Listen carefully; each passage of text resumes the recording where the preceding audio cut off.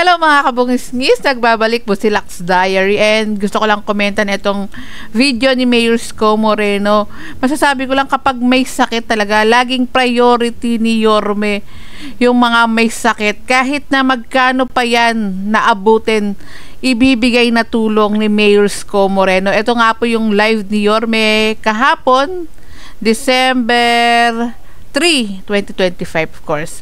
Ito nga po, title, Yorme distributing checks 5,480,324 million pesos for 11 patients for their operations. At kung maalala nyo, idagdag ko lang yung ibinigay rin na tulong ni Mayor Isko Moreno sa District 4 nung panahon nung kaagapay, recently lang naman po, nung kaagapay medical assistance, nagbigay po si Yorme ng 2.5 million sa may sakit, and doon din po sa isa na, if I'm not mistaken, 1 million din po. Kahit na million kaya po itulong ng ating butihing mayor. Ibang iba talaga si Yorme sa mga politiko. Yung mga politiko nagtatago kapag may lumalapit na nangangailangan ng tulong, nangangailangan dahil sa may sakit. Pero si Mayor Isko Moreno at pamahalaan lungsod ng Maynila, Yorme's Choice, sila mismo ang lumalapit sa mga may sakit para bigyan ng tulong pinansyal. At sama ko na rin po si Kong Apple Nieto, nakatulong din po ni Yorme sa nagbibigay din po ng kapag pumunta sa mga bahay-bahay dun sa mga may sakit din po, at nagbabahay-bahay din po, tumutulong din kay Yorme. At panoorin na nga po natin ito. Saludo talaga ako kay Yorme. Hay, hindi mahirap hanapin si Yorme. Andyan lang talaga na tumutulong sa mga nangangailangan. Tsaka yung aura ni Yorme, no, talagang laging masaya.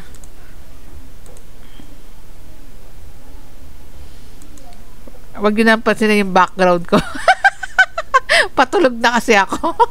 Hindi ko alam kung paano ako takpan, sandali lang. Oops.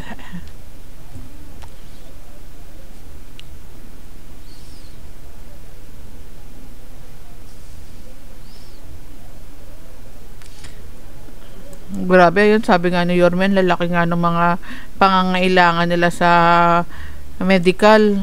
Pero kahit na naghihirap or may maraming iniwan na problema kay Mayor Isko Moreno, nasusolusyonan niya, na ma-manage niya ng tama lahat ng mga finances, mga pangangailangan, at yung mga naiwan din sa kanyang mga dapat ibigay sa Batang Maynila, ibinibigay ni Yorme. Kaya sabi nga ni Yorme, tama ba yung word? Pait-pait lang? Tama ba yung word? Paunti-unti lang yung bigay. Kaya pasensya na din po sa iba, hindi po kaya pa dahil nga marami nga pong iniwan na problema kay Mayor Isko.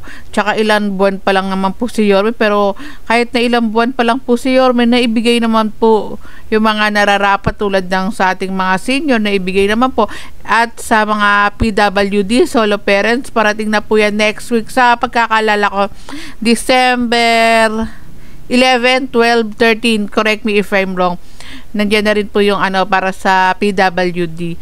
And of course, alam ko naman sa mga susunod na buwan, dadagdagan pa yan ni Yorme yung mga mga naiwan pa na pangako or naiwan pa ng mga nakarang administrasyon. Ibibigay po yan ni Yorme, knowing Yorme.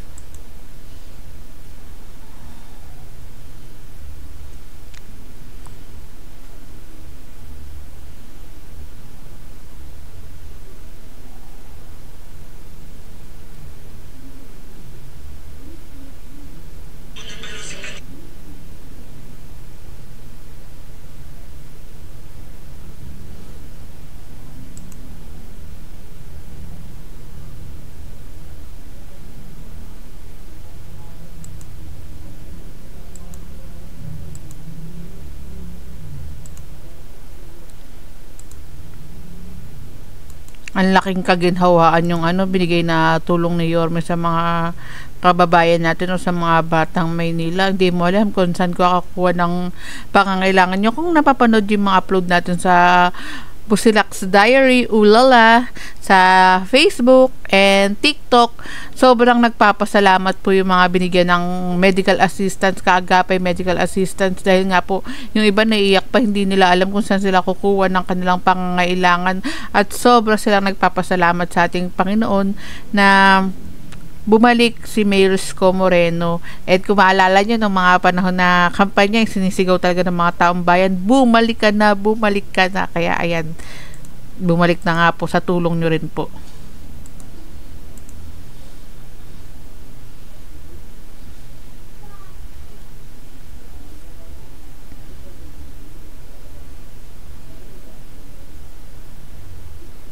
Oh.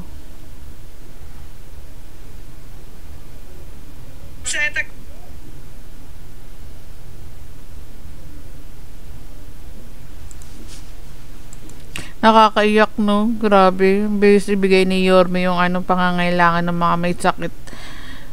Ay, hindi ko talaga maiwasan i-compare si Yorme. Yung iba nga po, naghihirap pang pumila kung kani-kaninong mga politiko. Mga nakakataas pa ng mga politiko. Tapos magkano lang ibibigay. Pero kay Mayor Isko, no, kahit milyon, kahit magkano, kayang-kaya niya pong ibigay. Nakakaluha lang. Hindi ko naman tulungan ako ni Yorme. Ayoko naman tulungan ako ni Yorme at mapunta sa ganitong sitwasyon. Naiiyak lang ako kasi napaproud talaga ako na kahit ako nasa right track ako, na itong binablog ko, itong pinagmamalaki ko, talagang kayang-kayang tumulong sa mga tao nga rin po.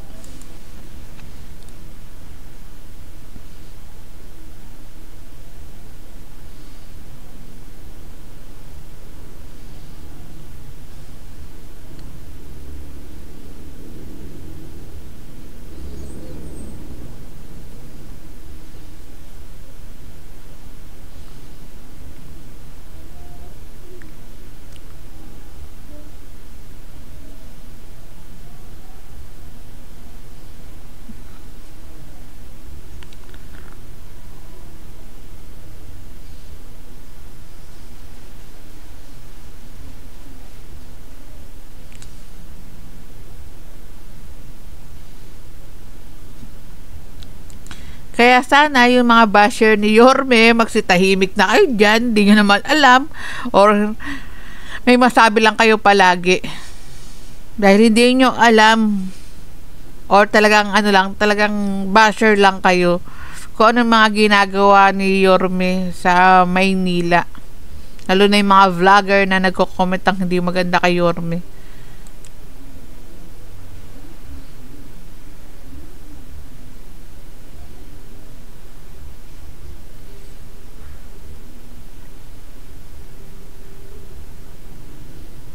Ang laki ah.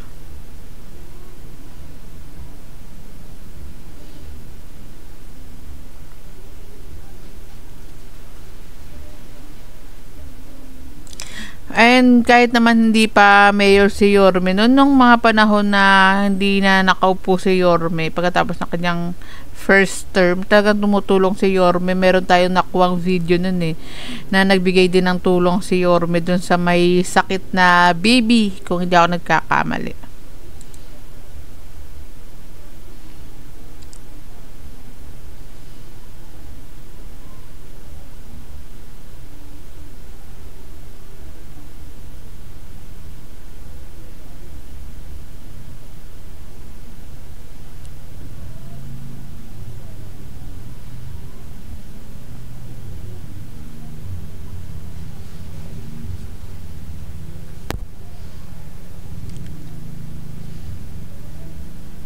Puro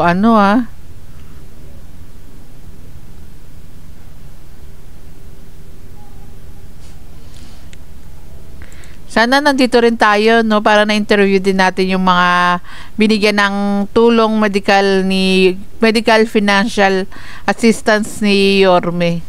Sarap ma-interview ng mga natulungan ni Yorme. Talagang naiiyak sila, tsaka sobrang nagpapasalamat talaga sila sa tulong na ibinigay sa kanila ni Yorme.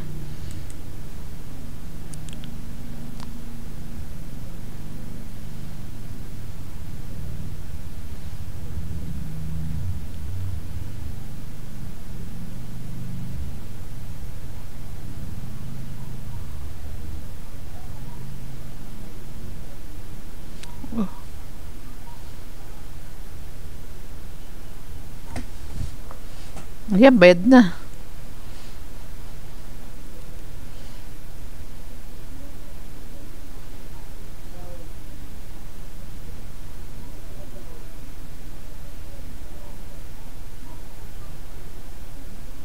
And dagdag ko lang pala, may mga nagko-comment din pala sa atin na matagal daw. Matagal ba yung medical financial assistance sa mga distrito? Hindi po, sobrang bilis lang pong iabot ni Yorme yung medical assistance. Sobrang bilis. Konting interview. Then, ayan na po, tapos na. Alis na po agad. Sobrang bilis lang po. Hindi kayo pahihirapan ni Mayor Isko Moreno. Walang kahirap-hirap. Sabi nga ni Yorme, kaya sa gumastos pa kayo ng pamasahe papuntang City Hall, ang gobyerno na ng Maynila ang lalapit sa mga tao.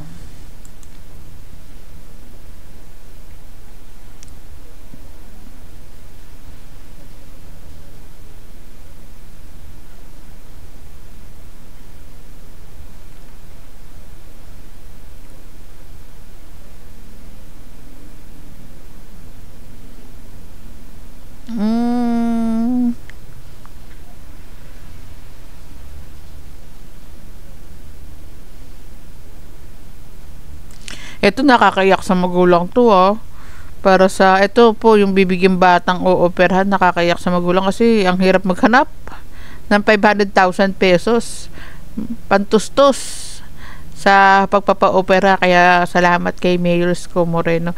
Sabi nga rin sa mga comment or sa mga interview natin, hulog ng Panginoon si Yorme, bigay ng Panginoon.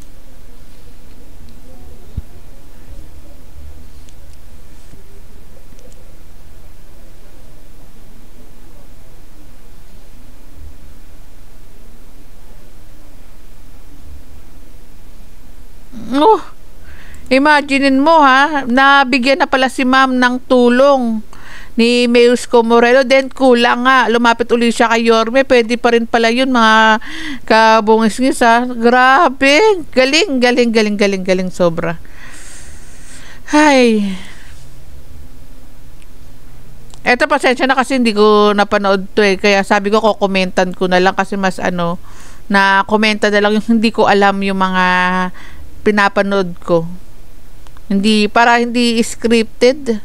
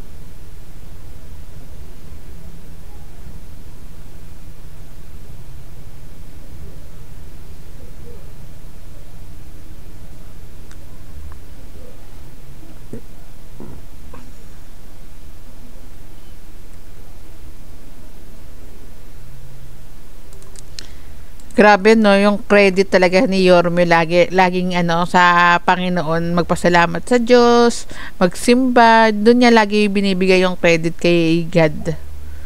Pero na ako dito sa isa na tinulungan uli ni Yorme, natulungan na pala si ma'am at nagkulang, ayan, nagbigay uli ng tulong si Yorme. Galing.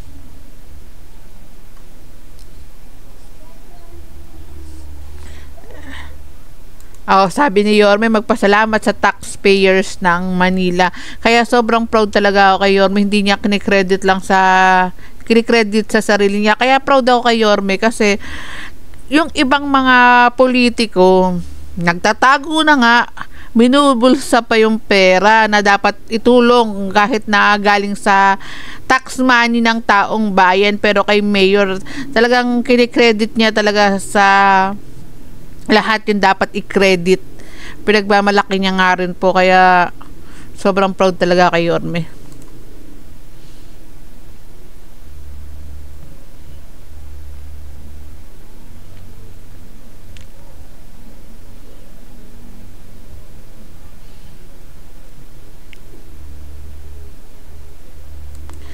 Talagang si Yorme, no, tawag ko nga dito, ang taong aligaga eh. Hindi mapipirme sa isang lugar.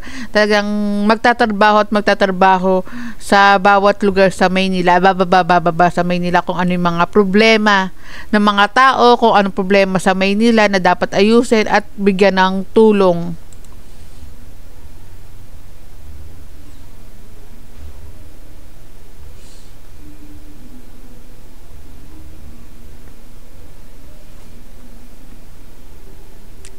Oh.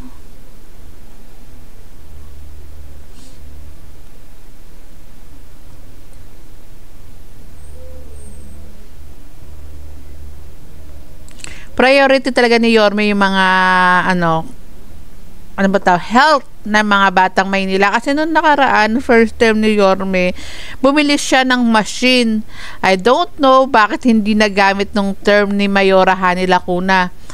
Kasi 'di ba kapag gusto may paraan, kapag ayaw merong dahilan. Yung mga machine na binili ni Yorme, sandali nagfa-fog. Yung mga machine binili ni Yorme, kapag gusto mo naman ipagamit sa tao or kung nagkaroon ng problema, gagawa mo na ang paraan. Sana yung machine na yun nakasave ng buhay ng tao or nakasave ng savings ng batang Maynila. Sayang yung panahon, sayang yung 3 taon na sana kahit mga ilang tao na gamit yung machine na ibinili ni Mayor Isko Moreno. Kaya nagkaroon din siya ng mga utang nga rin po dahil dun sa, dagdag ko na lang, dahil din dun sa machine na sana pinrioritize noon ni Mayora Hani Lacuna, which is doktor siya. Alam niya yung mga pangangailangan ng mga batang Maynila. No idea bakit hindi ginamit. Nasayangan lang ako sa loob ng 3 taon na pwede siyang tumulong. Pwedeng makatulong yung machine na yun sa mga may sakit. Sayang lang.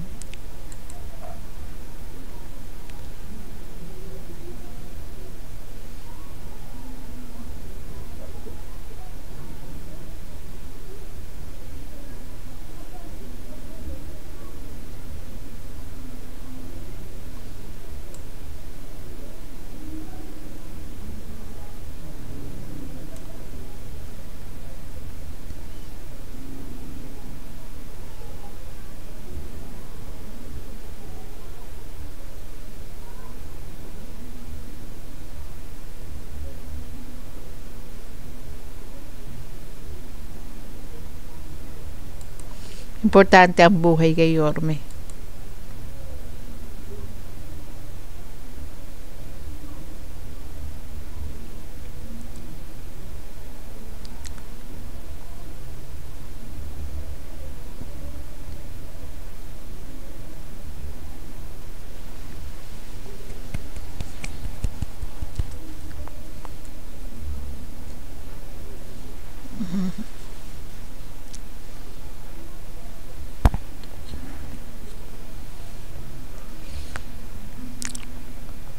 Wow! 1 million pesos ang ibibigay dun sa wala si Ma'am Marie Crisma. Kung if you're watching o napanood mo, ayan, punta ka na lang po sa May City Hall. 1 million pesos ang itutulong po ni Mayor Isko Moreno. Nagfafag ang aking salamin dahil naluluha ako sa kabutihan ni Yorme.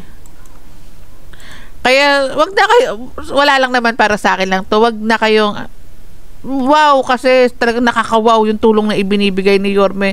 Pero sana, kasi minsan sa mga comment section parang hindi maganda yung naririnig ko na nababasa ko sa mga comment. Palit kaya kayo ng sitwasyon na may sakit. Kaya para sana wag po kayong mainggit na nagbibigay si Yorme dun sa mga may sakit ng milyon or kahit na magkano ang ibinibigay. Dahil ang hirap magkasakit. Nasa ko yan, nagkasakit ako, hindi ako makagalaw kahit gusto kong gumalaw. Ang hirap. Yung tipong isang araw ang lakas-lakas mo pero ilang ganun lang, pinch lang, wala na. Kaya importante yung kalusugan, mga kabungis-ngis. Kaya alagaan nyo rin yung health nyo.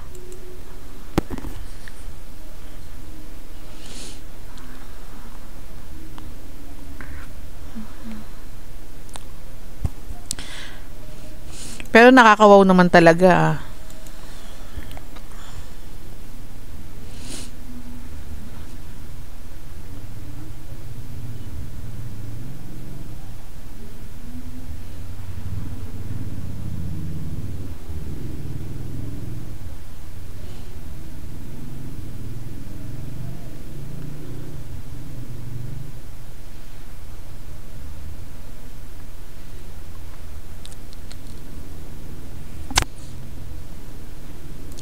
Sana no lahat ng politiko, mindset nila katulad kay Mayor Isko Moreno, importante ang buhay ng kapwa, importante ang buhay ng mamamayan. Pero sa mga politiko na nakikita natin, mga nababasa natin, lalo na sa mga social media, importante ang buhay kay Mayor Isko. Yung mga politiko, importante ang bulsa nila. Hindi pa ba kayo busog? Sana magkaroon ng praying, magkaroon ng maraming yorme sa Pilipinas, kasi nahihirapan na yung mga kababayan natin, hirap din yung mga kababayan natin na mga mahihirap, kasi po kayo yung mga hinalal, sana kayo yung matatakbuhan, pero kayo yung iba, kayo yung hinalal, pero kayo yung tumatakbo sa taong bayan kapag kayo ay naupo, at grabe ang inyong gutom. Sana mabusog naman kayo dahil kayong mga politiko na mga iba dyan, huwag na dating grabe ang inyong kagutuman sa pera, hindi nyo naman babaunin yan. Kung ako sa inyo, i-ano nyo na rin sa mga kababayan nyo, itulong. Sabi nga ni Mayor Isko, life is life. Kapag nawala ka sa mundo, meron taong magsasalita regarding sa kabutihan mo. Eto kay Mayor Isko, lahat na lang yata ng batang Maynila proud kay Mayor Isko.